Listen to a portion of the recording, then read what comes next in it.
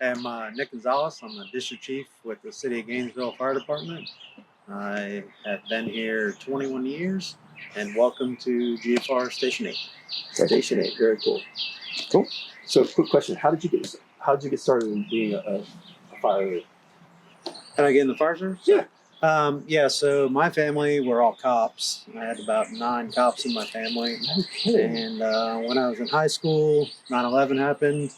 I knew I kind of wanted to go into the public service field since I came from it. I looked briefly into being, police, and my family kind of encouraged me to look at the fire rescue route. I was also considering to go into the military, so I made a deal with my stepdad at the time that I was going to enlist in the Marine Corps. He wanted me to go to fire school. So we made a bet that if I got accepted into fire school before the date that we had picked for me to enlist, that's what I would do. I was pretty certain I wasn't going to get into fire school because it was about a 2-year wait at the time. And it happened to work out that somebody tore their ACL like about 2 weeks before fire school started. So they called me. I was on the standby list. They called me. A spot opened up, and I went to fire school. Passed fire school. Then I enrolled in college, and I got my first responder and my EMT. And I got hired here in Gainesville, and I relocated here to Gainesville, and I've been here ever since. Wow. And so when did you get to Gainesville? About 21 years ago. 21 years ago. Where were you coming from? Miami. Miami. Yeah. Born and raised down there. I went to law school down there. Oh, yeah. Very cool. Yeah. Good. Do you like being here in Gainesville? Yeah. Versus Miami? A big difference. Yeah, big difference. Got out of the rat race a little bit. I miss some of the culture and definitely the food down there, but that's about it. Definitely don't miss the traffic. Definitely a rat race. Yeah, definitely don't miss that. So I'm actually a city resident too, so I live here in town. About 3-4 minutes down the road, which is really nice, and wife and family and everything, growing family, and yeah. Excellent. How many kids? I have 4 kids, 1 from my first marriage and 3 with my wife. Yeah, so all different ages: 14, 5, 3, and 9 months. Wow! Yeah. So special congratulations! They 9-month-old. They keep us busy. So they do. They're fun. They're growing. Excellent. Good kids. Okay, well, we'll follow you. You show us what we should. All right. So they are they here. So we run several trucks out of this station. We have a District Chief truck. We have a 75-foot tall ladder truck, and then we also have some auxiliary units here. We have our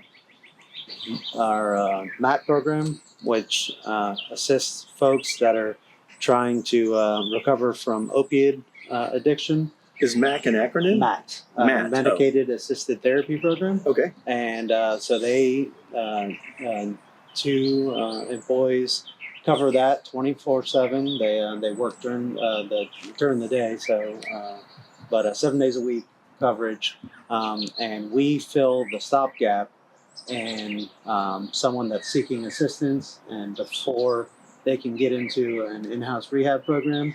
If a bed is not available, we meet with them daily, do a vitals check and health check on them, and we give them medication to keep them from relapsing until they can get into rehab. So we've been doing that for about 2 years now. That's impressive. So you could have someone 10 miles from here. Mm-hmm. Yeah. And you're going out every day. Yep. And making sure they're okay. Yep. Through Alachua County, they meet up with them daily at a specific time and place that they're comfortable, and they give them a full assessment, vitals check, and administer medication to help them. You're like the first line of healthcare. Yep. We fire service fills a lot of gaps in the community, and we're always evolving, trying to do things like that. So it's not just fire calls. We run a lot of medical calls as well, extrications, pretty much everything you think about. Anytime anyone calls 911, they're having their worst day, we show up and we try to make things better. Cats in trees, people locked in vehicles, kids locked in vehicles, pets locked in vehicles. We handle it all. We like to say, if someone's having a problem, they throw a fire truck at it. We get there, we figure out what's going on, and we call all the other appropriate resources necessary, and we mitigate anything we can right then at that moment. So you guys want to go inside? Sure. We'll come in here through the side door. Okay. Like I said, normally we would see multiple trucks in here. Currently, this truck is in here right now. These are newer vehicles that each district has got. Yeah, that looks brand new. Yeah, they're about a year or two old. They're Ford F-250 pickup trucks with a camper shell on the back. And in the rear of our vehicle, these vehicles are set up to be mobile command sites, basically. So we, as district chiefs, we respond to significant calls in the city, and then we're in charge of running and managing that scene, making sure everyone's safe and that the hazard's mitigated. So that's kind of what you'll see in the truck. It's set up. Did you get to pick the truck? We did have a committee on them to pick our new vehicles because we had Ford Expeditions and Chevy Suburbans before, and this actually fit a little bit better for what we're trying to do. So it's kind of set up like a mobile office. We have our seat in there. We have a computer that we can see all the calls that are going on in the county at the time and get extra information. We monitor our radios all the time. We have the radio on us listening to all the calls going on. And then in the back of the truck here, we have a command post for significant calls. We can open it up and set up so we can manage from the scene and track everyone. And Are we allowed to take pictures? yeah. Okay. This slides out. I have like my personal gear here because even though I am a district chief, I'm still a firefighter. Right. You have to get in there. On significant calls, when both district chiefs are working the scene, sometimes for safety reasons, we will send the second district chief into the actual fire itself if it's a complicated one, and then we can be a forward command person in that fire as well as a safety officer. So you said this is technically a mobile command center. You can yes, that's handle correct. almost anything from right there. Any type of call that comes up, Wow. we can pretty much run from here. We have various hand tools on here like you would see on fire trucks in case we needed to go into a fire or force a door or something like that. We have that stuff here. We have obviously our self-contained breathing apparatus here. We have our bunker gear just like you would see on our normal fire truck. We have all that here with us. And then this is like our mobile command board. This is where we do all our tracking units and stuff. And we have dry erase markers. So if you had a significant scene or fire or something like that, we would be writing down all our notes, tracking all our units, what our crews are assigned to, what their tasks are, so we know where everyone is at in case an emergency would happen into the fire and we needed to recall those units out. We can do all that through. It's almost like an inventory of the area. So Correct. Where is everybody? Where is everybody? And this can be modified. We keep it simple. It's a whiteboard. We keep it simple because no matter what kind of call it is, we can just adjust, make a sketch here of what we're dealing with, and we can apply the same general principles of command and control to that. We also have some medical equipment on here as well to handle some more basic calls. Each unit in the city of Gainesville is an advanced life support unit, so every unit has to have at least one paramedic on it. We don't have all the same fancy equipment as the fire trucks because we are kind of a secondary medical response unit. We're not first out on medical calls, but we do assist a lot of times on significant calls like cardiac arrest and things like that, bad extrications. We will help out with that. So we do have some basic equipment for things like that as well. And then we have computers and stuff that help us track what calls are going on in the city, where everyone's at. We also have a special computer that can show us inside of a fire what everyone's air pack status is. That's something they have in the packet. Currently, every unit that's active on scene, we can see what their status is on their air packs. And if we have to do an evacuation, we have the roof come in or something like that. Not only do we call it over the radio and send out a special alert on that, we can do it on our computer as well, and it will make their air packs go off so the crews know to exit the structure. Wow. And then we carry some other specialized equipment inside. You can see here in the truck, we have body armor for active shooter situations. Every person is assigned, or every seat on the unit is assigned a set of body armor. So we have body armor, Kevlar helmets, and then we also have, for water rescues, we have life vests here with rope bags that we can throw out to get someone out of a water rescue situation. We also have special keys here. It's called a Knox box system that businesses can put on their building. So if we have a call there after hours and we need to get into the building, Yep. instead of breaking the door, we can enter a specialized code that every person has their own unique code. So you enter your code, you can remove the key, and then you can access that building. You open the Knox box, get the key Somebody out for was the building. thinking with that. Wow. Saving a lot of buildings. And then, like I said, typically you would have another 75-foot tall ladder truck here, and then you would have the mat ambulance over there, but they're both out helping people right now, so they're not in station. Can I ask you a couple of questions about the vests? Yeah. Where do you get them? Do you know what I don't know what manufacturer is? I don't know what vendor they use to get them. They bid them out, but they're very similar to what the police would use, ballistic vests. So. I didn't realize every scene you go to, you at least have to take it.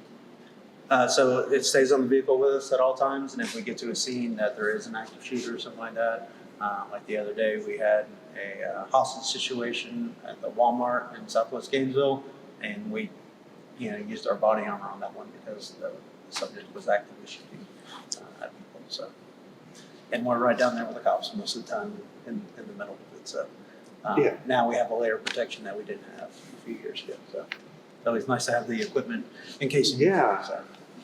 And then you'll see our computer in here. That looks cool. So that's our computer that tells us every call that's going on in the county right now. The piece of paper on top of the computer is our daily schedule, so I know where everyone's assigned at what unit. And then you'll see like a little mini whiteboard over there that we can use that for smaller incidences that if we're not going to set up the full command post in the back, that actually clips onto our steering wheel here, and we can run an incident from the seat, and we can use that, and we keep dry erase markers in the door pocket there, and we can run a small scene on something like that right from the driver's seat. So, Okay. Very cool. yeah, over here is just storage and lockers and stuff where we keep all of our equipment, spare equipment. We have a little training area up top here. Did you say what the age of this building is? No, I did not, so I missed that. This building was built in 2011. It is our second newest fire station in the city of Gainesville. We have 9 stations currently. One is a temporary station. It's a triple wide mobile home. I think you were just there probably. Yeah, we were. In the Southwest. Yep. We have finally identified some land that the city's purchasing to build our permanent station in the Southwest, and it's going to be right there at Archer Road and I-75 next to the new North Florida Hospital. So we're really looking forward to the build out on that. We're actually doing a special project today to work on that. Our chief is getting input from the crews on what we would like to see in the station, what equipment we're using here that's working well, what's not working well, so we can make those improvements for when we do build the station. Unfortunately, we don't build them super often. We're a little behind on station replacement here in the city. However, the average life of our stations right now are about 60 years old. They're supposed to go for about 50. 60? Yeah, 60, yeah. Most of our stations are built in the 1960s or 70s. We do have this new station that was built in 2011, and then Station 1 downtown is our newest station was built in 2019, I think. Can you tell me a little bit about what's magnet grip? Yep. There's a couple of these hanging here. Yeah. So years ago, so firefighters in general have a higher rate of cancer than the normal civilian workforce. Yeah. And they've done a lot of studies and spent a lot of money on figuring out why. One of the links they saw, or one of the risks, was carcinogen exposure, not just from the calls we go on, but from the diesel exhaust systems in the fire trucks. Those have drastically improved over the years, and they've put a lot of filters on them and things like that have cleaned them up.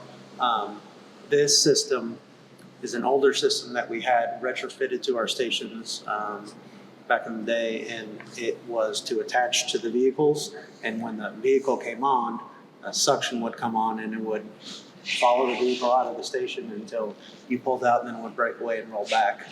Now we have newer systems up in the ceilings that evacuate the air and just do an air change when sensors go off and reach a certain limit. In here, those ventilation systems come on and just do a whole air change effect. So the objective was when you're starting up the yeah, instead of get having that- the truck idle in the Yeah. bay and have all the exhaust going into the bay. Another improvement we made is bunker gear traditionally used to be stored in the bay or right next to the truck. Even if you were off duty, you kept your gear by the truck. We ended that practice. We don't do that anymore because it was absorbing dirt and carcinogens and stuff as the truck drove in and out and blew exhaust all over your gear. So now it's all stored away in lockers and in a separate room. And we do a rigorous gear washing program. If you know that you're in a situation where there's the risk of the carcinogens or something that you know there's a chemical issue, does the equipment immediately when you get back, does it have to go through testing standards? How do you know that you're good when you put that back on? So ideally, we would be issued 2 sets of bunker gear. That's what a lot of places have started to go to. Unfortunately, bunker gear is very expensive, like $7,000-8,000 a pair. So per individual, we got 200 people that work here. That's a big chunk of change. So we're working towards getting a second set of gear, or a clean set of gear. Once we get there, what would happen is after a fire, you would come out of your dirty gear. It would immediately be deconned and washed, and you would change into your second set of clean gear. So you would continue to run calls the rest of the shift in clean gear. We're not there yet. We're working on it. It's a goal we have. But I can say over the years, we've had significant progress in that area. When I first started working here, we got our gear washed twice a year. If you wanted to or not, you got it washed in January and in July. And our gear was all gathered up when we got off work, and it was taken out to the Letcher County Jail where they had commercial washing machines. They washed their gear, they brought it back to us, and that was pretty much the only 2 times you got your gear washed in a year. Now we have purchased machines called extractors. And you see one right there, actually that big kind of shiny looking washing machine in the storage room there.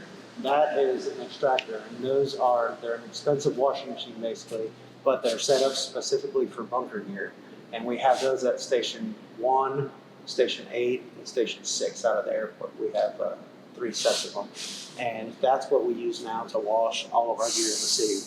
And we've changed our gear washing program from the 2 times a year if you need it or not, to now every time we have a fire or any type of incident that your gear gets contaminated, at the end of the shift your gear is taken out of service, it's washed, cleaned, and then returned back to you by the crews on the other shifts. So Is there technology which says the gear has exposure before you? Yeah, so there's warning signs on the gear. Yeah. If you get too close to a fire for too long, your gear will start to bubble, degrade, and break down. So that's part of our regimen that we've included. So anytime after a significant incident, we do a quick gross decon to get the big stuff off us, the big soot and the big chunks of burned wood and insulation and stuff like that. We'll do that out here. We help each other out, spray each other off, whatever, get the big chunky stuff off. And then at the end of our shift, we then break it down and wash it. While we're doing that gross decon, we're inspecting our gear for any singe marks or tears or cuts or anything like that. And if it is, we'll take that gear out of service and we'll get spare gear from our supply warehouse at Station 1 to put that person in temporarily till their gear is either repaired, it gets sent off and gets repaired, or replaced if it's reached to a point where it's no longer serviceable. So, wow. Yeah. But we've had good progress, in that area. I'm proud to say, like I said, I've been here, a little over 20 years, almost 21 years, and in that time, I've got to see the evolution of not just the technology, where we just had stations with no type of, exhaust or air exchange going on into them, that now we've had 2 versions where we have the one that hooks to your truck, and then now we have just the whole bay exchange system. And we've gone from your gear gets washed twice a year to it gets washed after every call. So Every year between that. calls. So, Can we get convoluted video over there just to get that machine that we use?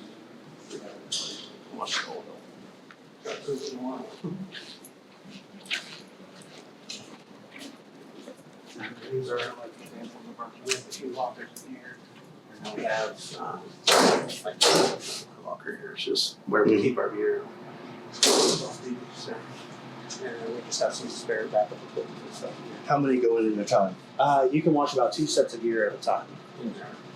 So it takes a little bit of time, but the guys do it between calls. The off-duty or the on-duty crews do it for the off-duty crews while they're in between calls.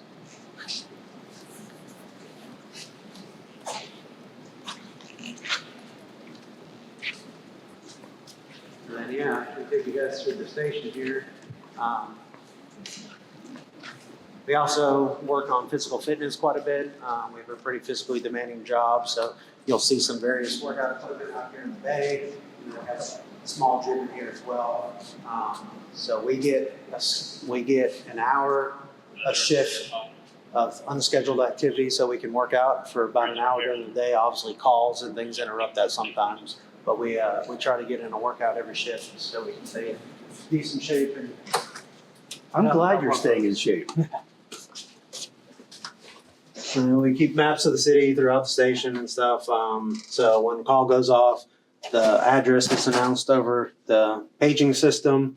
And so we get an idea where it is. We hear it in our head. We start visualizing it in our mind. If we need a little help on the way out to the truck, we can pop at the map real quick. We also have computer mapping in the truck. But the computer can mess up. It doesn't always think of traffic or this or that or detours or road construction going on. So the mind is powerful. That's usually what we rely on is our mind, and our drivers and lieutenants and stuff and firefighters train real hard at learning the territory that you work in so you can take the appropriate route, because seconds matter in emergencies.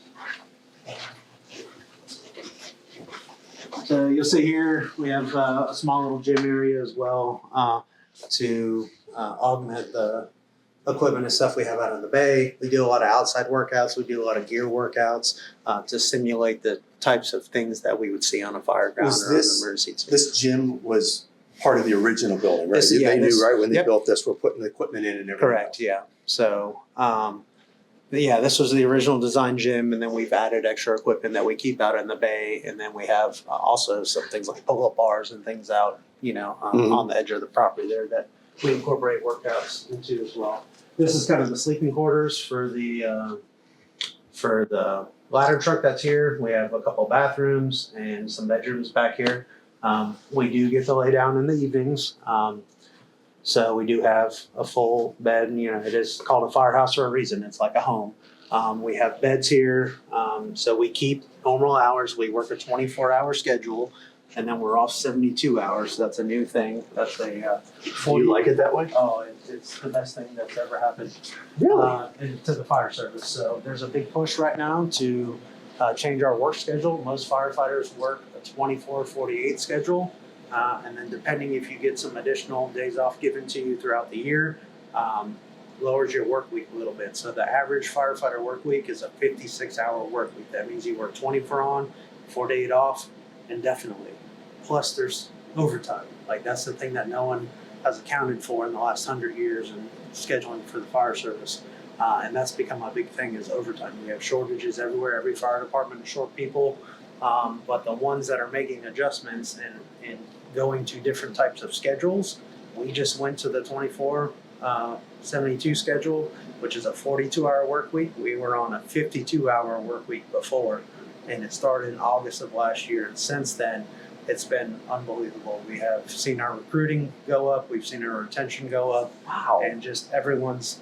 Who came up with the 24/72 then? Is that firefighters going, hey, we need to change, or where did it come from? The schedule has been around. It's been pretty prevalent in like the northeast part of the region, up in New England area and things like that. Sure. Boca Raton has had it since the 70s. A few other places have added it in the state of Florida. We became the 4th fire department in the state of Florida to get it last year. And like I said, our recruitment and retention has gone up, and I can personally tell you that it has been a humongous benefit. You use the word get it, meaning it has to pass through the commission or Yeah, someone has to approve it? Yeah, so we had to negotiate it. Oh, my I goodness. was the union president at the time, and our administration and our local worked together to change that dynamic, change that scheduling, because we were looking at it. We said we're not recruiting people here, we're not retaining people here. Employers are getting burnout. What can we do different? So we studied all kinds of things. We said, hey, do we become the best paid fire department in the state of Florida? Hey, do we have the best pension in the state of Florida?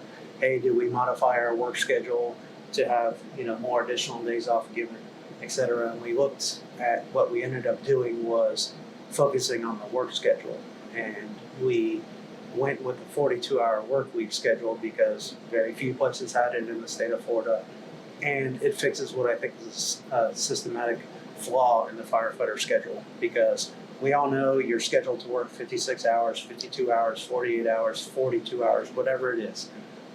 That's fine and dandy. We have to be here 24 hours at a time. We have to provide that 24/7 coverage.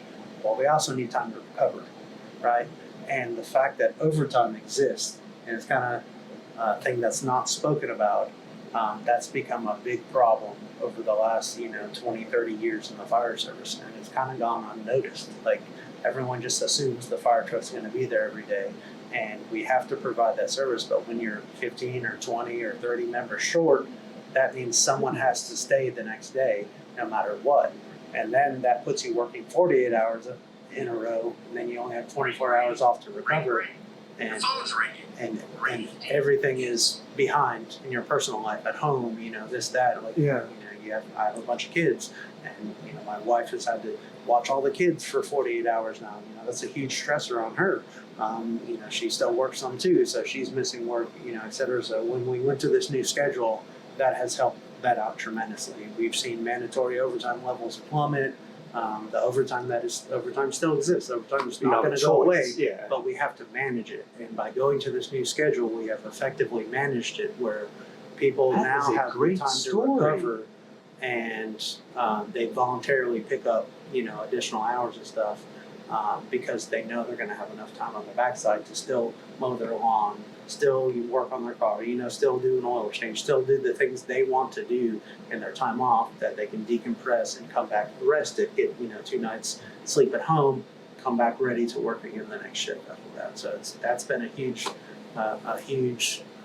win. That's a great story. for us. I hope a lot of people hear that. Yeah.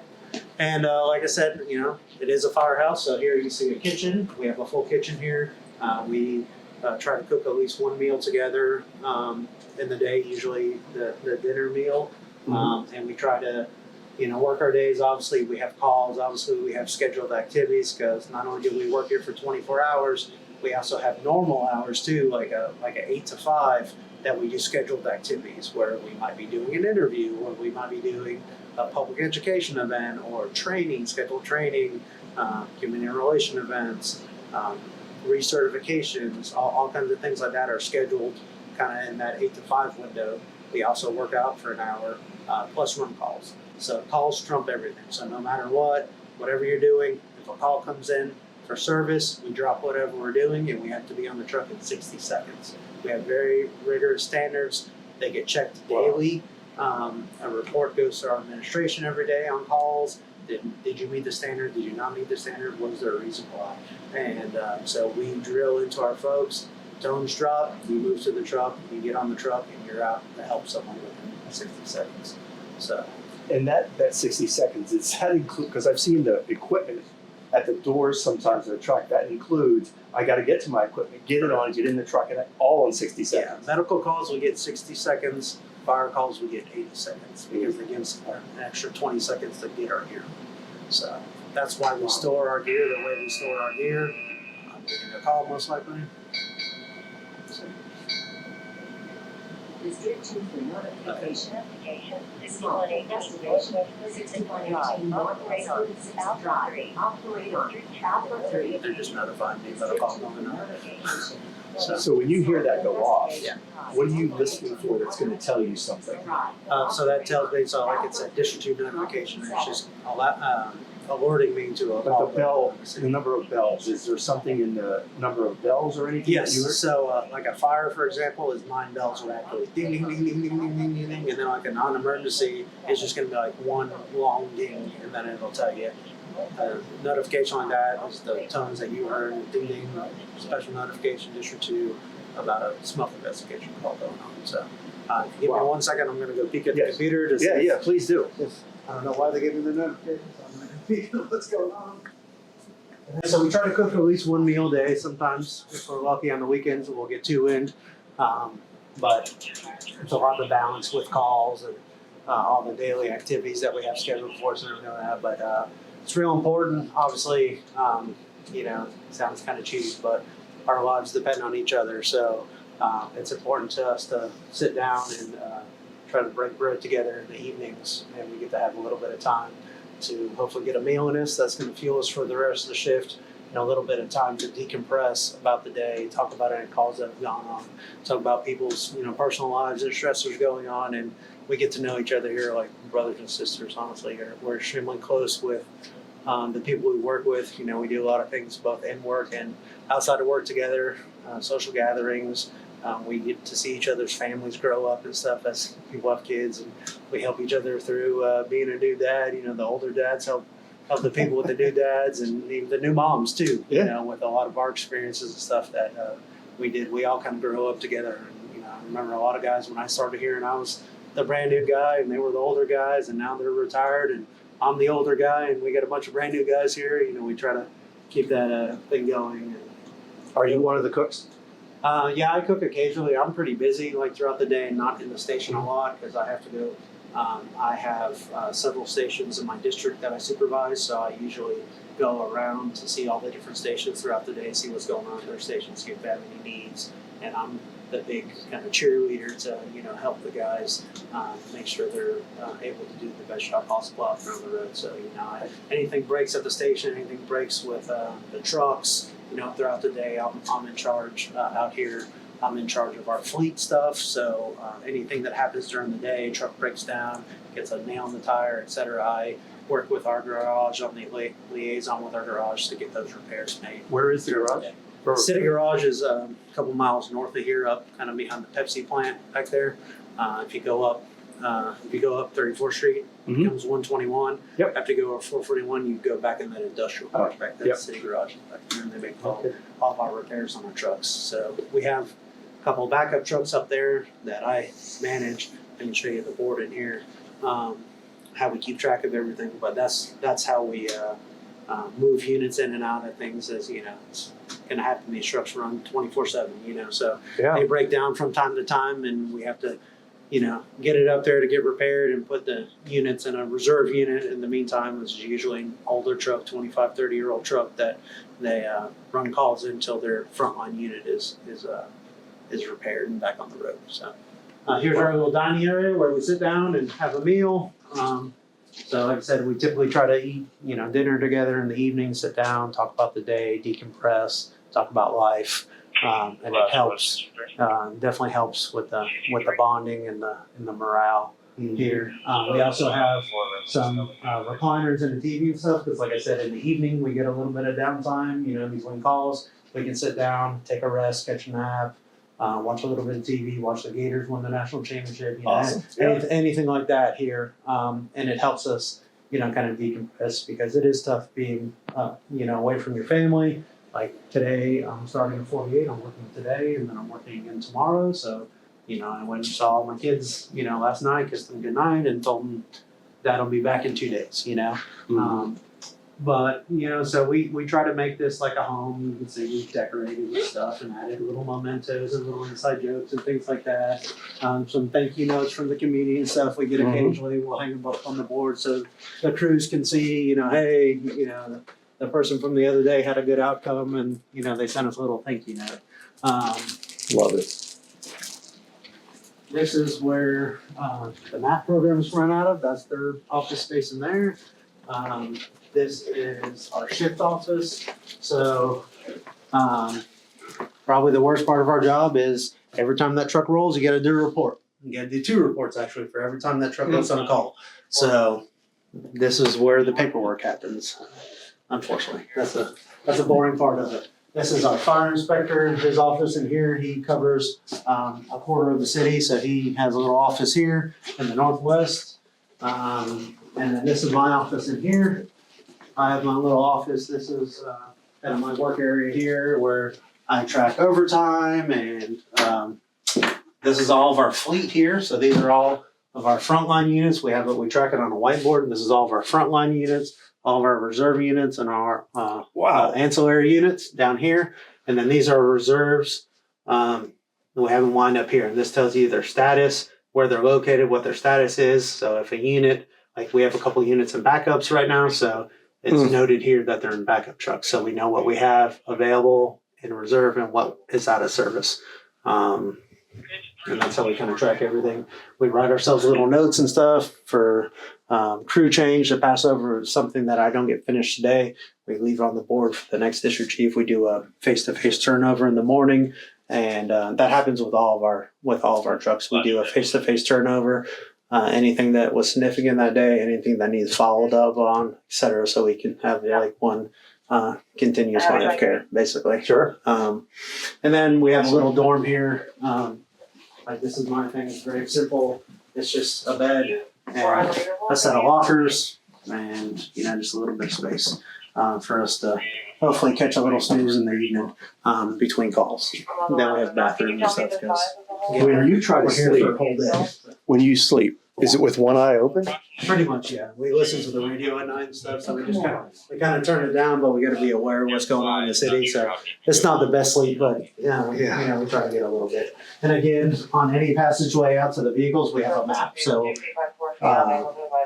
we get an idea in our head where we're going. If we need a little help with the map, we can sit down and look.